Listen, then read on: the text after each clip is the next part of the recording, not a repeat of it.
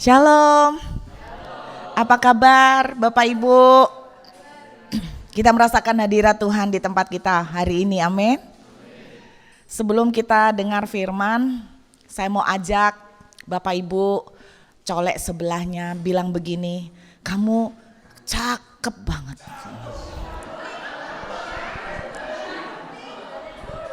Kamu cantik. Yang suami istri kesempatan. Puji Tuhan. Hari ini saya pengen saya bawa slide. Kasih lihat slide. Bu Dayu tanya sama saya, kok tumben pakai slide? Saya jawab lagi kumat. Kepengen kayak Om Hin tadi pagi. Niru-niru Om Hin, niru-niru Pak Woy. Kan kalau pakai slide kesannya kan pinter gitu ya kan. Enggak gitu ya. Kan kayak pinter gitu kan Pak ya. Kayak mahasiswa. Profesional. Loh jadi enggak pakai slide enggak profesional dong. Selama ini enggak pernah pakai slide saya. Kebetulan beberapa bulan ini saya selama 10 kali mengadakan Bible Study sama berbagai teman-teman ada yang dari Sydney, ada yang dari New Zealand, ada yang dari Indonesia, ada yang dari Singapura. Ada sekitar 70 orang yang ikut selama 10 session Bible Study. Nah, saya mengajarin mereka bagaimana cara digging Bible, menggali Alkitab. Bukan mengajari mereka menjadi ahli Taurat, tetapi saya mengajak mereka untuk yuk kita tuh belajar cara gali Alkitab seperti apa. Supaya kita tuh enggak pakai nyomot ayat, enggak asal nyomot ayat. Saya pernah cerita sama Bapak Ibu, kadang-kadang ada orang pakai ayat dengan tujuan yang salah. Pak Cermin dulu langsung bisa jawab. Contohnya gini, beri maka kamu akan diberi. Ayat ini sering dipakai untuk menodong dan memaksa orang untuk memberi. Dan mereka berkata, lu kalau enggak beri, lu enggak dikasih sama Tuhan. Padahal ayat yang dipakai itu dalam konteksnya bukan bicara tentang memberi uang, tapi tentang memberi pengampunan. Jadi banyak sekali ayat-ayat yang dipakai dan disalah mengerti oleh anak-anak Tuhan. Nah, salah satu ayat lain yang juga disalah pakai oleh anak-anak Tuhan adalah Mazmur 105 ayat 15. Oke ya, kita lihat dulu. Nggak ada di sini. Ada, tapi konteksnya beda. Mazmur 105 ayat yang ke-15. Nah, ini biasanya pendeta-pendeta paling suka pakai ayat ini. Yuk baca keras-keras yuk. Siapa yang juga pernah pakai ayat ini nih untuk kalau marah disakitin orang nih pakai ayat nih. Mazmur 105 ayat 15. Yuk baca sama-sama 1, 2, 3. Jangan mengusik orang-orang yang kurapi dan jangan berbuat jahat. Berapa banyak juga hamba-hamba Tuhan juga sering pakai ayat ini, gitu kan? Kalau ada jemaat datang kasih masukan, jangan mengusik orang yang diurapi, kena kutuk kamu, pulang kamu ketabrak kamu ya. Jadi ayat ini juga dipakai untuk salah menggunakan ya. Nah masih dalam rangka hari Pentakosta, pencurahan Roh Kudus, ada salah satu topik yang pada waktu itu kami gali bersama, dan ketika saya menemukan ayat ini, saya sangat sendiri ngalamin diberkati sama Tuhan ketika kami sama-sama menggali firman. Waktu itu kami membahas banyak tema Bapak Ibu, termasuk perpuluhan, terus kita membahas pajak. Orang Kristen harus bayar pajak gimana, harus berapa persen dan sebagainya. Terus gimana kalau pajaknya begini. Jadi kami gali itu. Nah, ada salah satu tema yang saya kepengen angkat sore hari ini. Nah, kenapa saya pakai slide? Karena banyak sekali ayat ya. Tapi tenang aja, slide-nya nggak banyak kok. Paling cuma 6 aja. Nah, kalau saudara suka dengan judul khotbahnya adalah berjalan sebagai orang yang diurapi. Amin. Saya nggak tahu apakah Bapak Ibu mengerti arti kata orang yang diurapi. Biasanya kita tuh ngomong orang yang diurapi itu kalau contohnya nih, ada pendeta khotbah, terus orang rebah, diurapi. Nggak rebah, kurang diurapi. Setengah rebah, setengah urapannya. Kadang-kadang kita pakai istilah diurapi kalau kita melihat orang mendoakan orang sakit sembuh. Lalu yang doakan orang sakit yang tidak sembuh, kita langsung bilang urapannya kurang. Nah, banyak dari kita tidak mengerti arti kata anointed atau diurapi. Apa sih arti kata anointed atau diurapi? Dan saya berharap sedikit teaching ya, sedikit mengajar sore hari ini. Saya berharap pemahaman ini bisa membuat saudara mengerti betapa Anda adalah orang-orang yang sangat istimewa. Amin. Kayaknya belum yakin. Masak sih gua istimewa. Pengertian orang diurapi selalu kita konotasikan karunia-Nya termanifestasi begitu spektakuler. Bangkitkan orang mati, menyembuhkan orang sakit, melepaskan kerasukan, bikin mujizat, apalagi geblak-geblak, ya kan? Saya sudah pernah cerita, saya bukan anti geblak. Tapi saya sudah belajar dari pengalaman suami bahwa saya sedikit harus hati-hati dengan geblak. Saya pernah lihat dia geblak dan dia dalam sepanjang dia mengiring Yesus tidak pernah geblak. Nangis pun tidak pernah. Saya sampai njulukin dia, jangan-jangan lu tidak punya air mata, tidak pernah nangis. Satu kali didoakan pendeta, dia rebah. Seorang istri melihat suaminya rebah, seneng Bapak Ibu. Tuhan terima kasih. Rupanya hatinya yang keras sudah kau lembutkan. Karena konotasi saya kalau enggak rebah itu keras kan. Enggak pernah nangis, enggak pernah dijama. Saya merasa kayak enggak pernah dijama. Nangis aja enggak pernah, apalagi rebah. Nah suatu hari tiba-tiba pendeta ngomong, siapa yang mau datang ke depan? Saya kaget. Untuk pertama kali dia maju ke depan, betapa bangganya dan bersyukur saya. Saya sampai terharu loh, sampai nahan air mata. Lihat Yopi maju ke depan. Dan lebih terharu lagi ketika lihat dia rebah. Saudara, saya menganggap pendeta ini luar biasa loh. Sangat diurapi. Saya enggak bisa merebahkan dia. Pendeta ini bisa merebahkan orang yang menurut saya enggak pernah nangis, enggak pernah rebah. Setelah rebah, lama di lantai. Saya semakin terharu. Tuhan terima kasih Engkau melawat dia dengan tuntas. Sungguh Engkau melawat dia sampai akar-akarnya. Pertobatan sempurna. Tidak tahan saya. Ketika akhirnya saya pengen menunggu dia balik ke kursi, saya pengen tanya. Akhirnya dia balik ke kursi. Kok apa yang kamu alamin?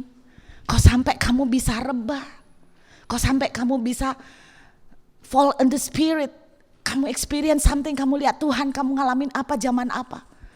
Dia jawab gini, gimana ndak rebah wong aku didorong? Saya langsung cegek Bapak Ibu. Itu namanya PHP. Hoax. Terus saya bilang, lah kalau kamu didorong kenapa kamu mau rebah? Kamu coba bayangkanlah. Kalau ada pendeta dorong, terus kamu ndak rebah, kamu akan dipikir keras. Jadi ya berhubung di belakang sudah ada catcher, why not? Ya udah aku pasrah. I surrender. Aku rebah. Ya udahlah, katakan kalau kamu sungkan sampai merebahkan diri, terus kenapa kamu lama? Kamu coba pikir non. Kalau kamu mau rebah sekalian sampai tuntas. Maksudnya gimana? Kalau kamu rebah terus langsung bangun, kentara. Kentara kalau kamu pura-pura. Jadi ya apa? Ya udahlah, dilamain dikit. Nah ternyata aku ketiduran Enon. Di antara semua orang yang rebah, dia yang paling terakhir bangun. Dan itu pun karena dibangunkan sama asyirnya. Makanya saya nggak terlalu, gimana ya Bapak Ibu, saya nggak pernah terlalu ngefans dengan yang namanya rebah-rebahan. Jadi jangan menilai diurapi itu berarti, wah pendeta ini sakti loh, diurapi, kok bisa rebah. Anda tidak tahu, saya datang ke sebuah gereja yang saya dengar ceritanya, gereja ini lawatan Roh Kudusnya luar biasa. Saya kan pengen, saya datang sama beberapa orang. Setelah selesai khotbah, mereka langsung begini, mari kita siapkan hati masuk di dalam lawatan Roh Kudus. Wah deng. Ini saya udah pasrah nih, buka hati.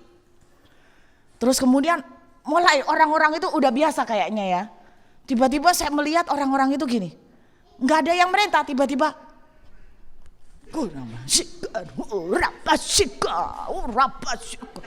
serius Bapak Ibu. Nah aku kan lihat gitu, shock aku. Di sebelah saya gini, manifestasinya macam-macam. Ada yang kayak begini-begini, ada yang loh, saya nggak mau menghakimin itu salah atau itu benar dari Tuhan, saya nggak tahu.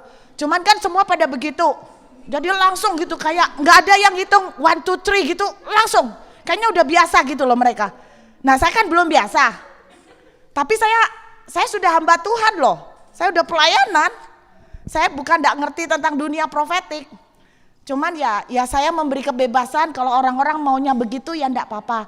Ya saya diam, saya menikmati Tuhan. I love you Father. Jesus, I love you. Orang-orang mulai, ada yang kayak bahasa gini.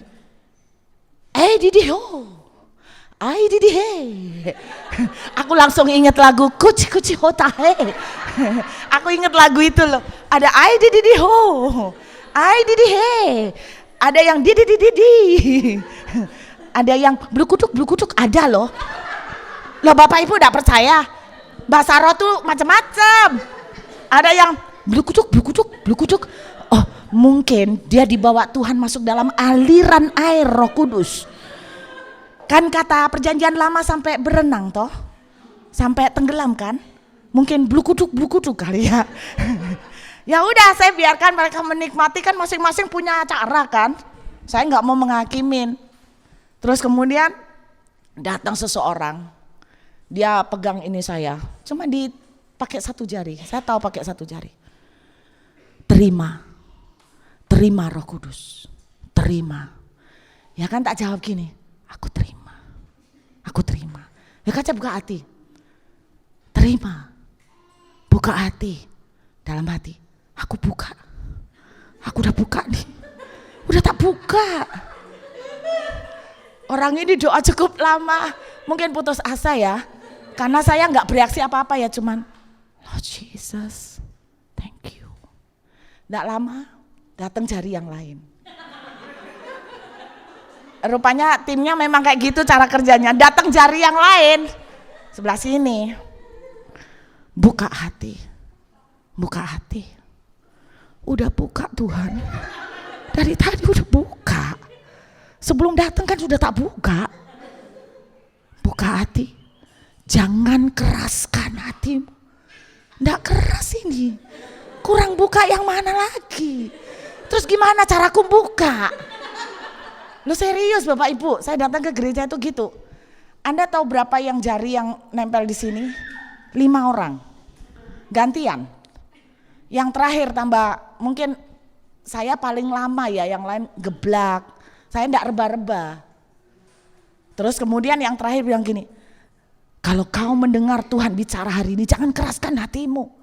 Ayo buka, jangan keraskan hatimu, buka hati, terima sekarang. Buka mulutmu, buka. something, melangkah dengan iman. Yang terakhir ini rame. Akhirnya saya enggak tahan, saya bilang gini, aku dari tadi udah buka, kamu jangan rame aja, bikin konsentrasiku bubar. Terus ya, akhirnya diem. Beneran Bapak Ibu, serius. Dan sampai terakhir saya nggak rebah. Nah makanya begini loh, apakah orang yang diurapi itu berarti orang yang rebah? Apakah orang yang diurapi itu orang yang manifestasi seperti itu? Apakah seorang pendeta yang bisa mendoakan dan orang itu rebah, wow diurapi. Sedangkan pendeta yang lain yang tidak bisa membuat orang rebah, kurang diurapin. Nah kita akan belajar apa artinya berjalan sebagai orang yang diurapin. Nah biar kelihatan pinter sedikit, saya mau tunjukkan pada Bapak Ibu bahasa aslinya. Gaya kan? Bolehlah, ini baru bikin tadi. Nggak, sebetulnya udah lama tapi tadi saya kompres supaya lebih sederhana. Sebetulnya kata diurapi dalam bahasa Ibraninya itu artinya masya. Masya itu artinya consecrated. Itu artinya dipisahkan untuk dikhususkan. Dipisahkan secara khusus untuk dikuduskan. Pengertian diurapi seperti itu. Saya ulangin. Pengertian diurapi adalah kenapa? Kalau saudara ngerti arti diurapi, maka saudara tidak akan salah mengartikan lagi. Saudara tidak akan berpikir bahwa pendeta yang membuat rebah itu yang diurapi.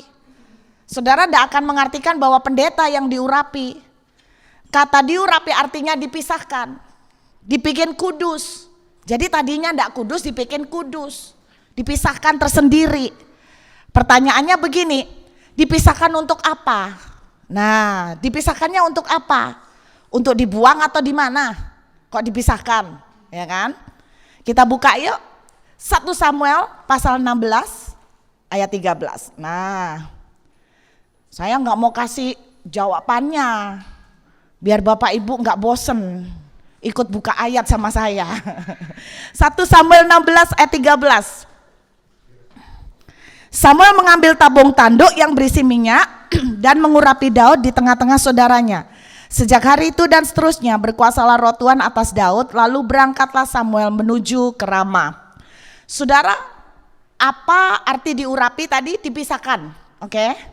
Yang tadinya nggak kudus dibikin kudus lah. Yang artinya gini, yang tadinya nggak pantas dibuat pantas lah. Dibuat pantas kan? Consecrated itu dikuduskan, berarti yang nggak pantas dibikin pantas.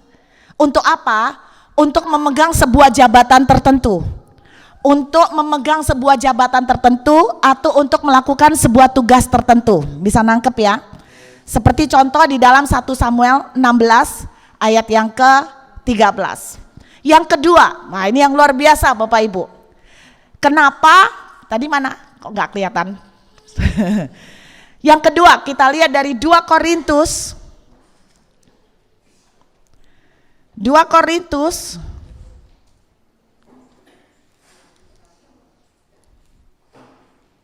kita lihat kitab 2 Korintus pasal yang pertama ayat yang ke-21 sampai dengan 22. Jadi kenapa yang tidak layak dibikin layak untuk menjalankan sebuah tugas tertentu? Jadi seharusnya dia dipilih untuk menjalankan tugas itu, dia tidak layak. Dia nggak pantas, tapi dibikin pantas, dipisahkan secara khusus. Ayat 21, sebab Dia yang telah meneguhkan kami bersama dengan kamu di dalam Kristus adalah Allah yang telah mengurapi. Perhatikan, ada kata mengurapi ya. Mengurapi. Jadi apa artinya mengurapi? Memeteraikan tanda miliknya atas kita. Jadi arti diurapi artinya dipisahkan untuk apa? Dikuduskan untuk jadi milik, kepunyaan.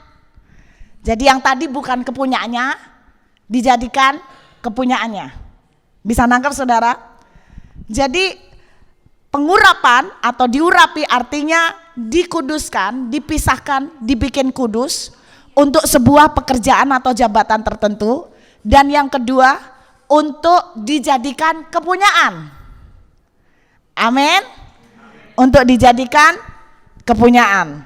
Nah, saya mau akan tunjukkan pada Bapak Ibu sebelum kita membahas poinnya. Coba buka kembali 1 Samuel tadi 16 ayat 13 sampai 14. Kalau saudara lihat 1 Samuel 16. Nah, di dalam perjanjian lama banyak contoh praktek pengurapan, diurapi, disimbolkan dengan pakai minyak. Apakah arti pengurapan itu bahwa saudara harus diminyain? Jadi kalau saudara diminyain, aduh udah tak urapin lu.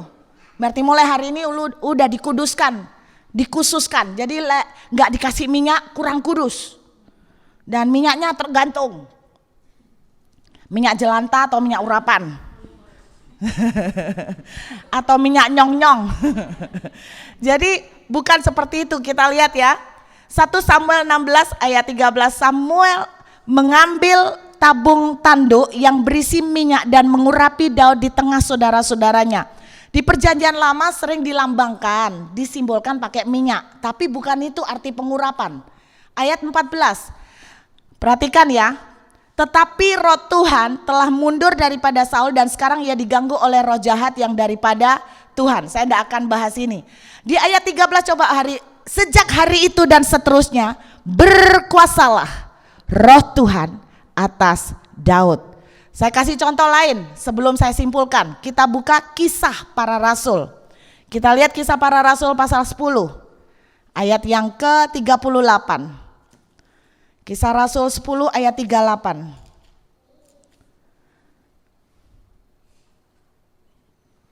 Yaitu tentang Yesus dari Nazaret, bagaimana Allah mengurapi dia dengan Roh Kudus. Jadi ternyata bagaimanakah tandanya seorang diurapi? Dengan Roh Kudus. Amin.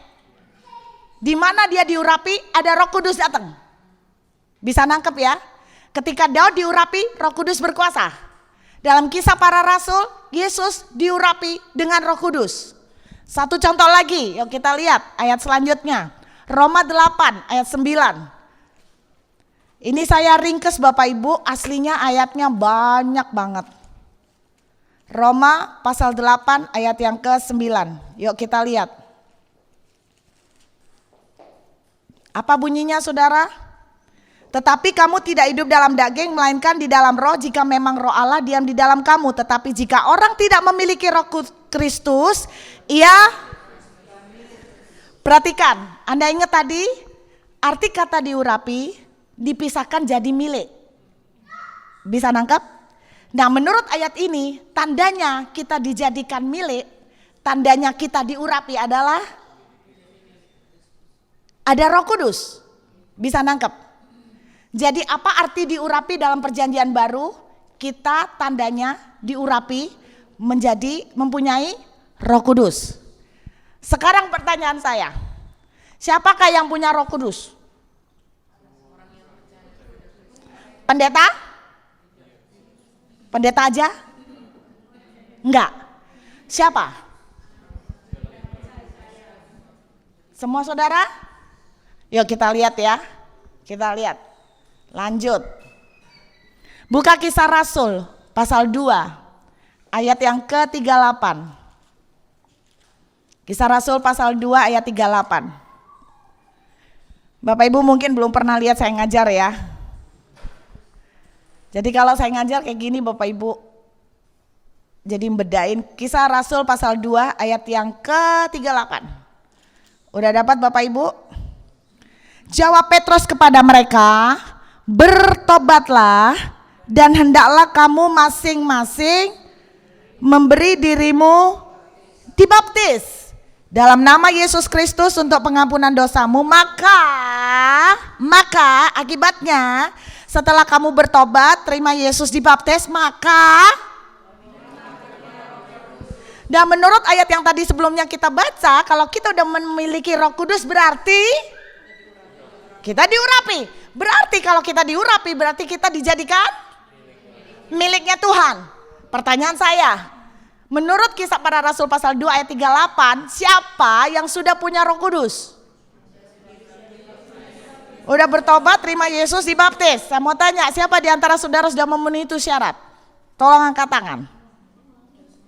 Sudah semua ya? Berarti saudara? Oke. Jadi sekarang orang yang bisa bikin rebah adalah orang yang diurapi? Enggak, bukan dia aja. Saudara tidak bisa bikin rebah, saudara? Tidak bisa kan? Tapi diurapi enggak? Iya? Yakin? Coba lihat sebelahnya, bilang, ternyata lu orang diurapi ya. Lah coba bilang sama sebelahnya, ternyata lu orang yang diurapi ya. Kok mati? Kebablasan. Oke, ternyata kita semua diurapi. Jadi kalau saudara sekarang, mulai sekarang kalau Anda melihat ada pendeta yang kebetulan spektakuler, membangkitkan orang mati, Anda jangan bilang, ih gila dia diurapin. Kalau saudara bilang seperti itu, berarti saudara ngomong gini, saya gak diurapin, dia diurapin. Berarti pengertian kita tentang pengertian diurapin salah. Nah saya mau tunjukkan pada saudara dahsyatnya. Jadi saudara yakin, setuju saudara diurapi? Pasti? Yakin? Sudah punya Roh Kudus? Berarti Anda sudah dikuduskan. Walaupun asalnya kudis. Betul? Walaupun kita tidak layak, kita dianggap layak karena Yesus. Betul saudara? Berarti saudara tadi dipisahkan oleh Tuhan. Untuk apa dipisahkan tadi? Untuk menjadi miliknya. Yang tadinya bukan miliknya, saudara miliknya. Sekarang kita bisa bilang, aku ada yang punya. Amin. Saudara ada yang punya. Biarpun seluruh dunia tidak cinta sama saudara, nolak saudara, saudara ada yang punya. Dan yang punya adalah Tuhan di atas segalanya. Wow, keren. Kalau saudara sadar ini, saudara tidak akan tertunduk loh. Saudara akan punya kebanggaan. Kita lihat lebih lanjut ya. Apa akibatnya kalau saudara udah diurapin? Jadi adalah pemahaman yang salah kalau kita tanda terima Roh Kudus adalah kalau kita berbahasa roh. Sehingga banyak orang berpikir kalau dia tidak bisa bahasa roh, dia belum punya Roh Kudus. Berapa banyak yang tanya sama saya kayaknya belum punya Roh Kudus. Kenapa? Karena saya belum bisa bahasa roh. Ada yang belum bisa bahasa roh? Menurut Kisah Para Rasul 2 ayat 38, tadi apa katanya? Kalau kita bertobat, terima Yesus, dibaptis, maka kamu akan? Alkitab tidak pernah bilang, kamu akan menerima Roh Kudus, tandanya kamu berbahasa roh. Lagian bahasa roh bentuknya seperti apa? Saya ketemu orang-orang yang bahasa rohnya unik-unik. Bapak Ibu tahu almarhum pendeta Ishak Lewi? Tidak ada yang tahu. Pendiri dari gereja GPPS, almarhum Ishak ya, Pak Ishak Lewi Santoso, wah komplit Bapak Ibu, beliau itu dikenal orang yang sangat sakti. Saya dengar ceritanya, ada banyak jemaat cerita bagaimana pelayanan beliau. Ada orang bungkuk datang ke beliau.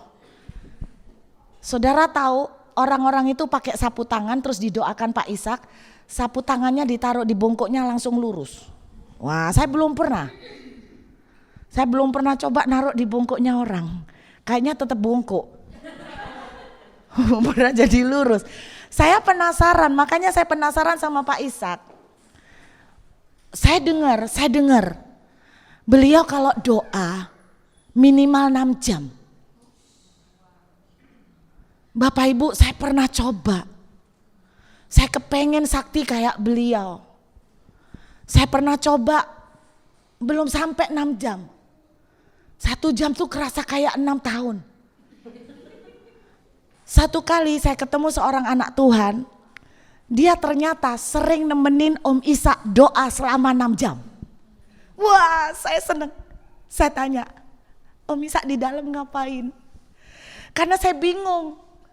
Gimana ngisi 6 jam? Bapak Ibu pernah nyoba enggak? Apalagi ya itinerary-nya ya. Rundown-nya apalagi kalau 6 jam ya. Mbak Saro udah. Terus nyembah sampai keriting. Tangannya gitaran sampai keriting semua. Isinya apalagi selama 6 jam. Saya tanya sama hamba Tuhan ini. Bapak pernah ikut Om Ishak? Iya, saya pernah, Ruth. Selama 6 jam tuh ngapain aja? Dia jawab gini, lu mungkin gak percaya apa yang dilakukan Om selama 6 jam. Apa? Bahasa roh aja. Oh ya? Dan Ruth tahu gak bahasa rohnya Om? Gimana? Mungkin bahasa rohnya Om lebih sakti daripada kita. Makanya punyanya kita gak bisa membangkitkan orang mati. Bahasa rohnya Om Ishak seperti ini. Pek.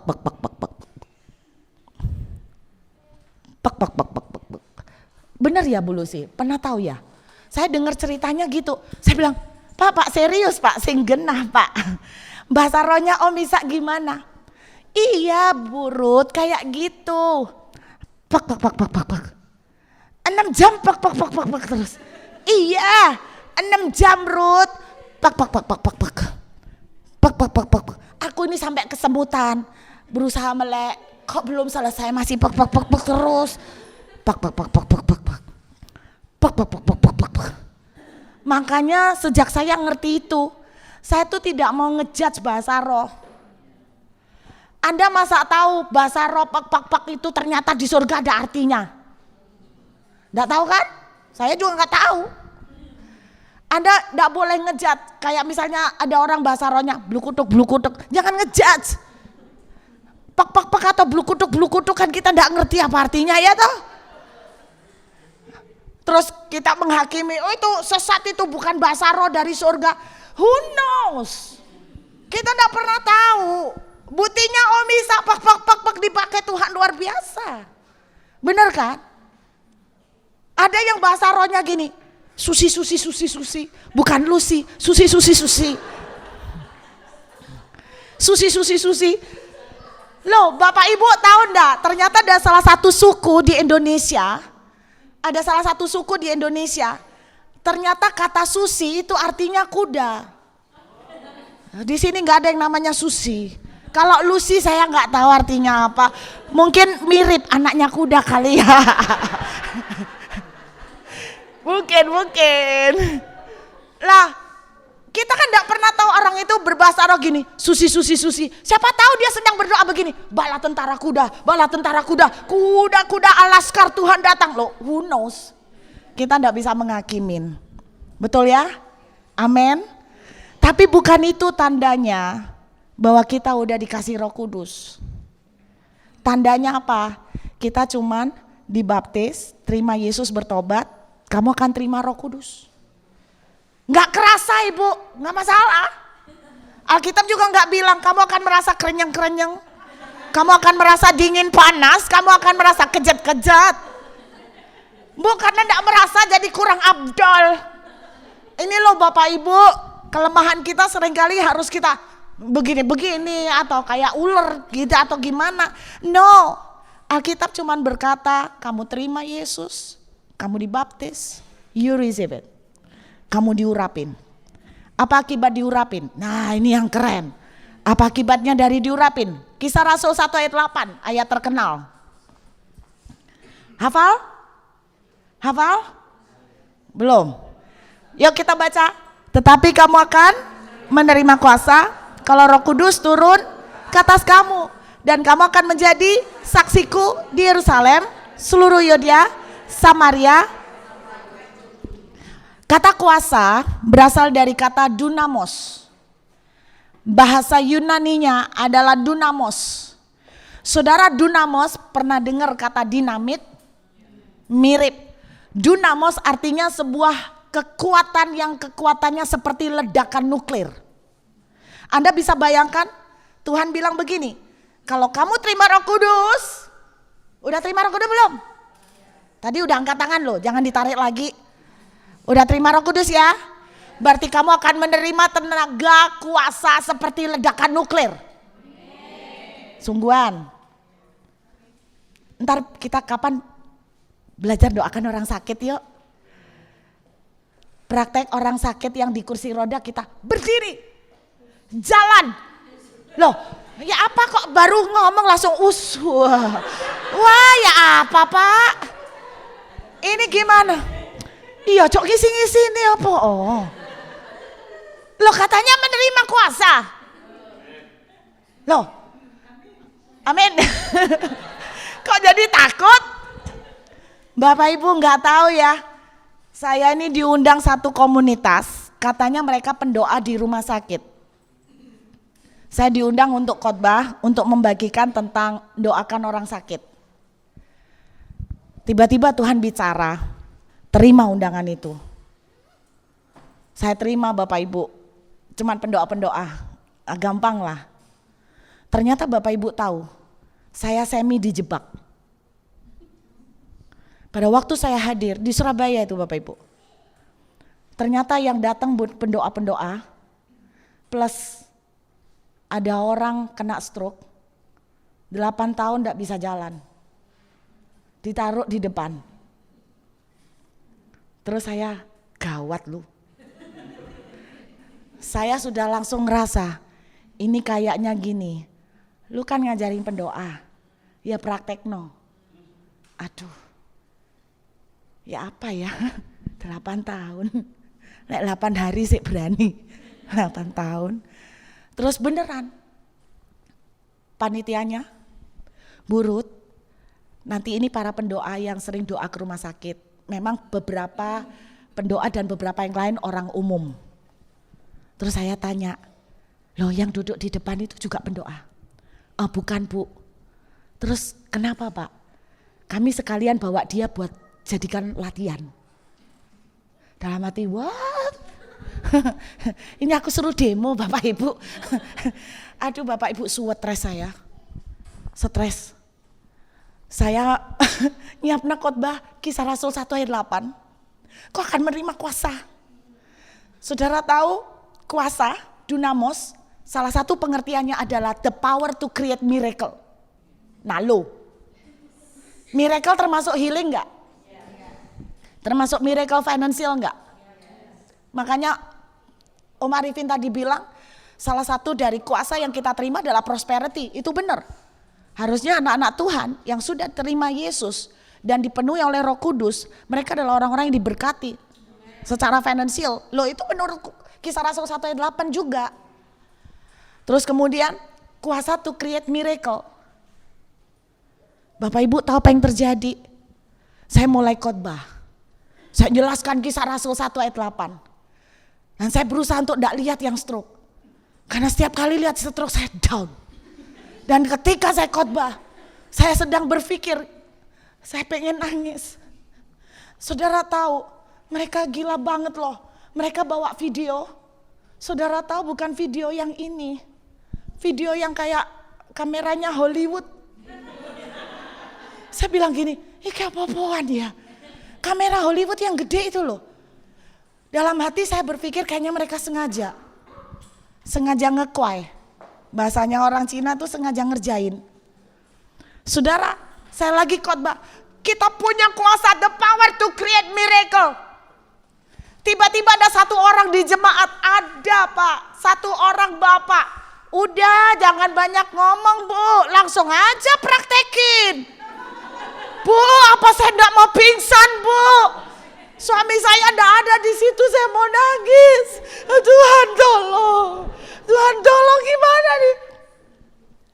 Saya berusaha untuk ignore, enggak dengerin. Salah satu arti dunamis adalah the power to create miracle, any miracle. Sudah Bu, enggak usah panjang-panjang, itu di depan langsung didoain. Kalau Bapak Ibu jadi saya gimana? Bubar catatan khotbah. Saya berusaha cari cara Bu, apa saya pura-pura, aduh, sorry, saya tiba-tiba sakit perut saya. Saya sungguh kepikir Bu, aku takut. Bapak Ibu jangan bilang saya enggak takut loh. Bener, nah kalau di demo kan di depan orang takut loh Bu. Enggak usah demo aja, kita doakan orang sakit, kita mikir gini, sembuh enggak ya, sembuh enggak ya, iya apa enggak? Makanya saudara takut kan doakan orang sakit, karena kalau enggak sembuh sungkan kan. Dengarkan Bapak Ibu, kita udah punya Roh Kudus. Alkitab bilang begini, doakan orang sakit dan orang sakit akan sembuh. Berarti tugas saudara doakan orang sakit. Tugasnya orang sakit sembuh.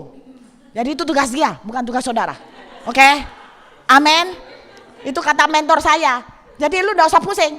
Doakan orang sakit. Tugas saudara? Doakan. Maka orang sakit sembuh. Lah itu kan subjek sama predikat toh. Doakan orang sakit. Kita yang disuruh doakan orang sakit. Maka orang sakit subjek, sembuh. Berarti sembuh tugasnya? Oke. Kalau begitu saudara dan saya tidak boleh takut doakan orang sakit. Amin. Tugas saudara?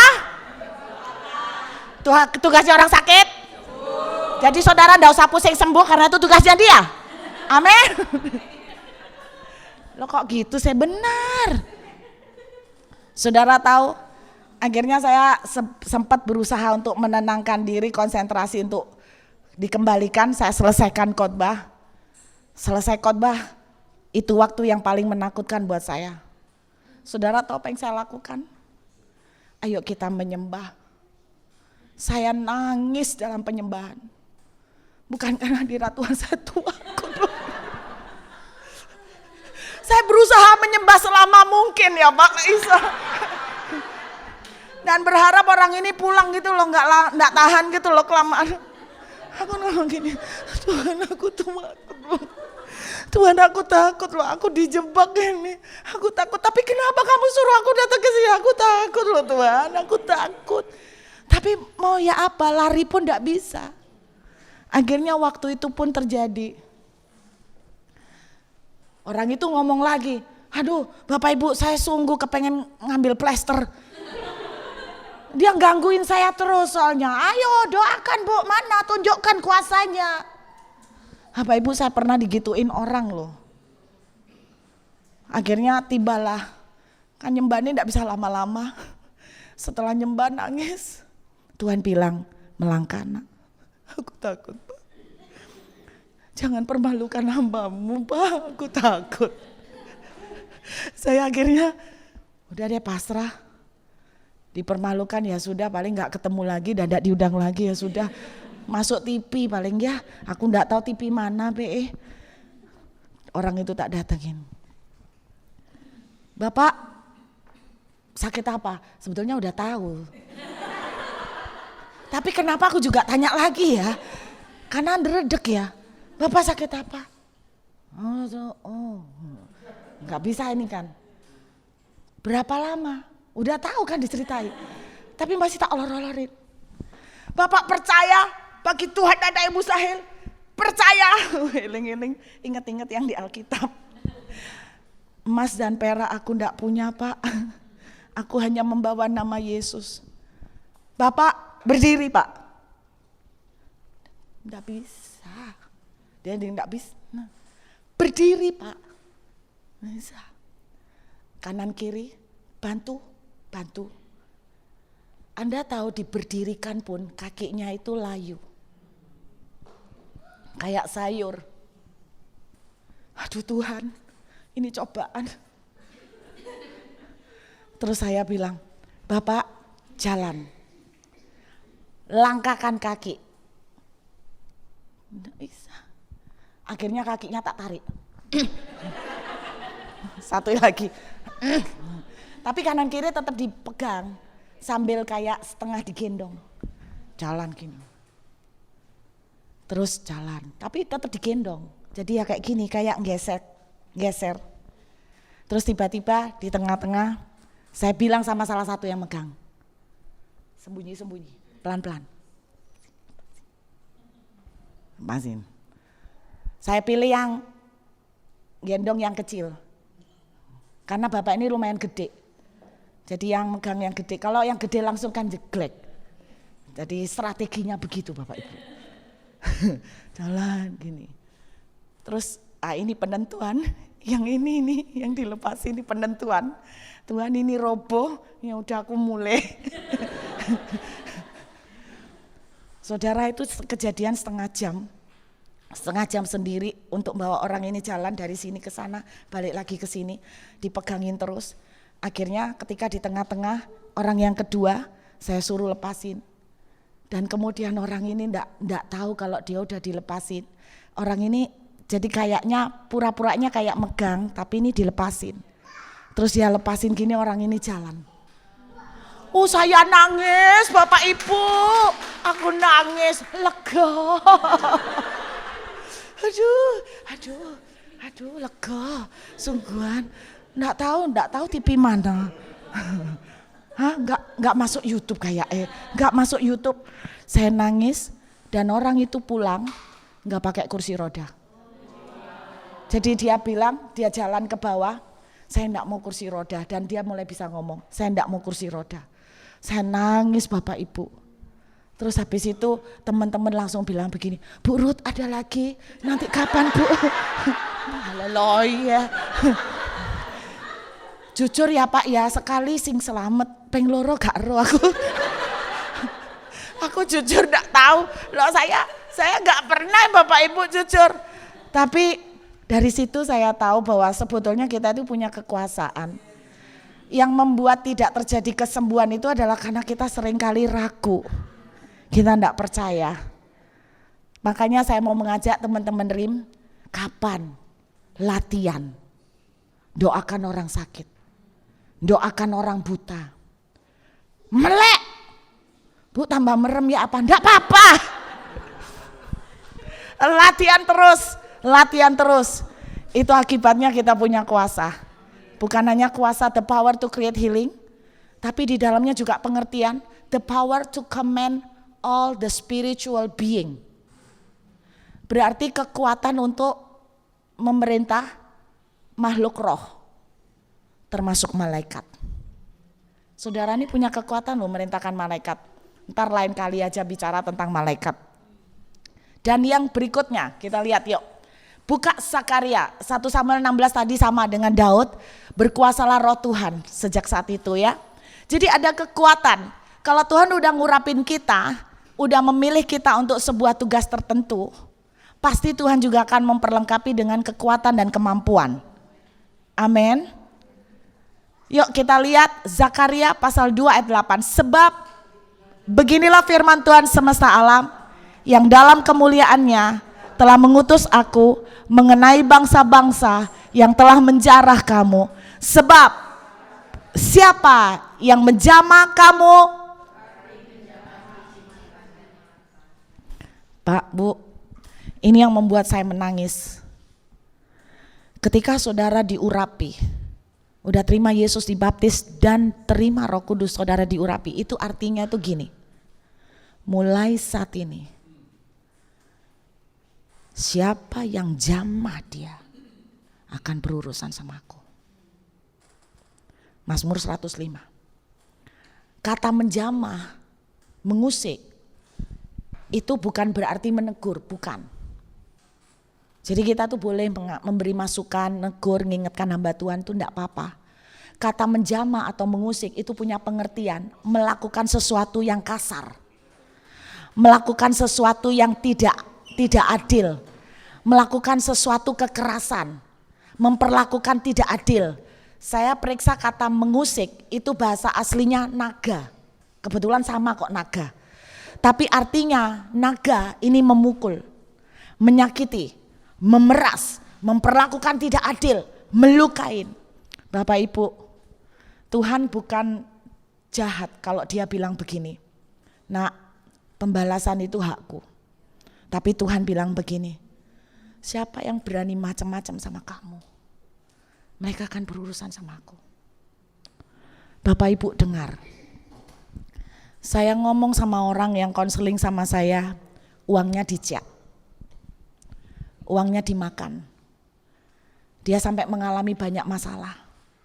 Saya bilang begini sama dia, lu percaya, kamu percaya, hari ini kamu kelihatan diperlakukan tidak adil.